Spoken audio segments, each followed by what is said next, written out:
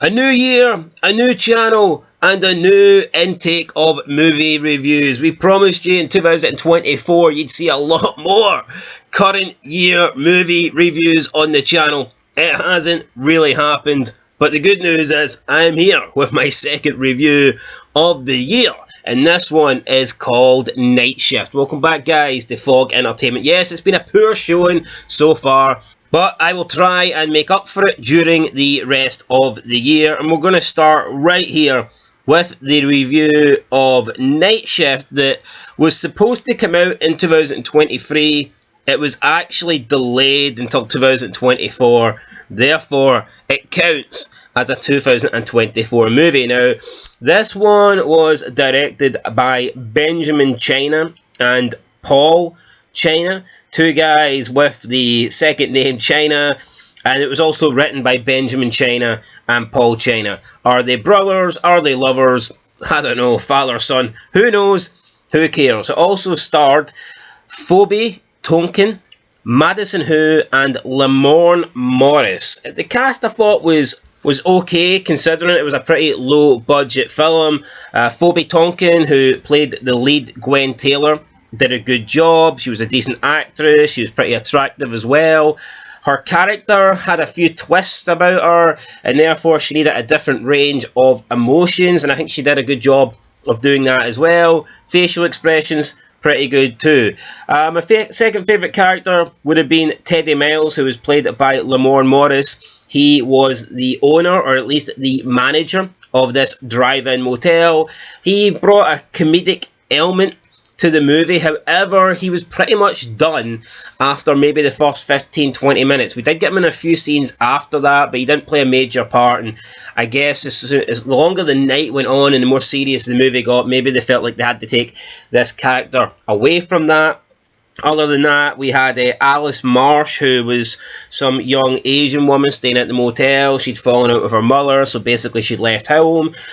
We had a few other characters in there, especially one couple that wanted to use the motel basically for 10 minutes to have sex, and they were a very strange couple. But the movie starts with Gwen Taylor turning up at the motel. She confronts Teddy Miles about the vacancy that he put in the job application. Basically, the guy that does night shifts is out sick. Gwen wants a job. It's supposed to be cash in hand. Teddy's desperate. He hires Gwen. He shows her around. She seems a little bit uncomfortable with the state of the motel. It's not very clean. There's cockroaches. It seems to be out in the middle of nowhere as well. So she asks about security. He's like, there's no security, but there's a fire axe in the other room. Nobody will mess with you if you've got that. And because she's a little bit uncomfortable, and the dirtiness and the fact that there was cockroaches and rats in the ceiling, Teddy gives her, I think, like $40 to get this Chinese takeaway, Vietnamese takeaway, but then he's like, nah, wait, you ain't gonna eat that much, and he takes a bill back. I thought that was pretty funny.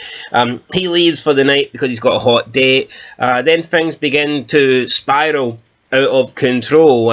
Gwen starts seeing things. We see some shadows. There's a car that is following her around. We get some ghost-like figures. It's just turning out to be not such a good night for Gwen. She has a conversation with Alice, though. Alice comes with a problem. Her hairdryer's not working. Gwen goes into the storage room to try and find her one that does work, and they get locked in the storage room, and then the rats start falling from the ceiling. So they're not having a good time. They're trapped in this room. It's dark. There's rats. They can't escape. The door is locked behind them. The Vietnamese delivery driver, though, luckily comes. He lets them out, and then Gwen shares her takeaway with Alice. Alice, it tells her about her story, the fact that she's left home, she had a fallout with her mother, and Gwen says to Alice, you should probably make things up, you should probably go home, and when she goes back to her room, she warns her to lock the door. Then we get some really fucking weird couple, Warner Birdie, some middle-aged couple going through a midlife crisis. They want to come and crash out in this room for 10 minutes. Gwen says, we don't rent out the rooms for 10 minutes. It's not this kind of establishment. The male here gets very aggressive. He basically starts threatening her, then he throws $100 bills at her. It's like, here, is this enough fucking money for you? And then they have sex, they leave.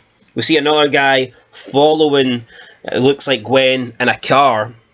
He's just driving around the establishment, driving around the motel. Finally, he comes into the reception and he is known as Walton Gray.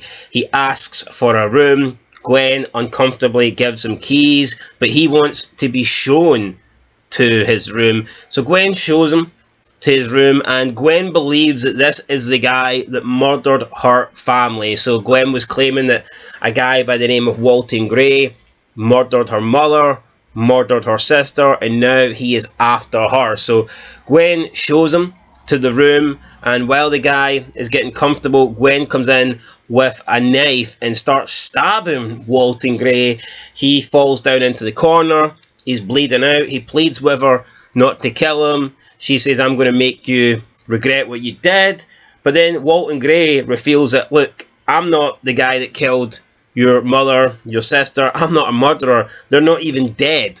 Walton Gray reveals to be her doctor, and he says that Gwen has escaped from a psychiatrist facility, so she's like mentally insane. We then get two doctors come in to try and help Walton Gray, but somehow Gwen literally takes them all out. She stabs them all, cuts out Walton Gray's tongue. Alice then goes to check what the commotion is. She walks into the room, she steps on Walton Gray's tongue, and then we get a chase between Alice and Gwen. Alice tries to avoid Gwen. Eventually, though, Gwen catches up with her, stabs Alice in the gut with the fire axe that Teddy told her to use earlier in the night. And because Teddy received a couple of phone calls about Gwen being freaked out when she was sane earlier on in the movie, he returns early from his date, I guess. He was supposed to get back at 7 a.m. He comes back early. Gwen's there. He sees a bunch of dead bodies. His motel, I mean, it was basically covered in dirt. It was covered in shit before he left, and now it's just covered in blood. And Gwen kills him too. So she basically takes over. You know, she's killed everyone. She is mentally fucking insane. I guess she now has control of this motel. She is taking over as the manager, owner of this fine establishment. And the movie ends with a new kid, some young kid that's on the road, leaving home for the first time. He's tired, he's on a drive, he checks in to the motel, he needs a room for the night, and it turns out the person giving him that room is Gwen. And it's probably not going to end well for that kid. So that was the end of the movie. You know, it wasn't like the highest quality film. Of course it wasn't. But I did enjoy the twist. I think movies that have a nice twist like this, you know, you don't really see it coming. They add a little bit. Had this just been your, you know, generic slasher where this Walton Gray guy actually was a murderer, I would have thought, well, what a waste of time this was. You know, it was just boring, nothing adventurous, nothing new, no risks were taken. But the fact that Walton Gray was actually Gwen's doctor and he was trying to bring her back rather than chase her and kill her, that definitely added something new to the film. And yeah, Gwen goes from being this, I guess maybe paranoid woman that feels uncomfortable, maybe feels vulnerable, is on the run. It turns out, yeah, she is on the run, but not from a murderer, not from anyone that's trying to kill her. She's on the run because she's just escaped a mental facility and she's got doctors that are chasing her but trying to help her, but Gwen doesn't want any help. As seen in this film, she's a murderer, nothing more, nothing less, a crazy serial killer. And that's it, guys. That was the end of the movie. It is time now to give Nightshift a review. It was decent. Look, I thought it was okay. It's low budget. I think you need to keep that in mind. I'm not expecting something amazing here. I'm not expecting the best movie of all time. It was okay, alright? It was average, had a nice wee twist at the end. I'm going to give it a 5 out of 10, guys. For me, Nightshift, 5 out of 10. I think that's fair. That's my rating. Let me know what you think down below. I'll catch you in the next one. Like I said, more movie reviews to come. Would I recommend checking this out? Why not? Why not? I've probably spoiled it anyway, so the twist isn't there anymore, but if you're bored at night, if you want something to watch. If you like movies that are similar to maybe Vacancy, and you've got that sort of creepy motel location, then this could be the movie for you. So yeah, go ahead guys, check it out. 5 out of 10. I'll catch you in the next one. Till then, peace.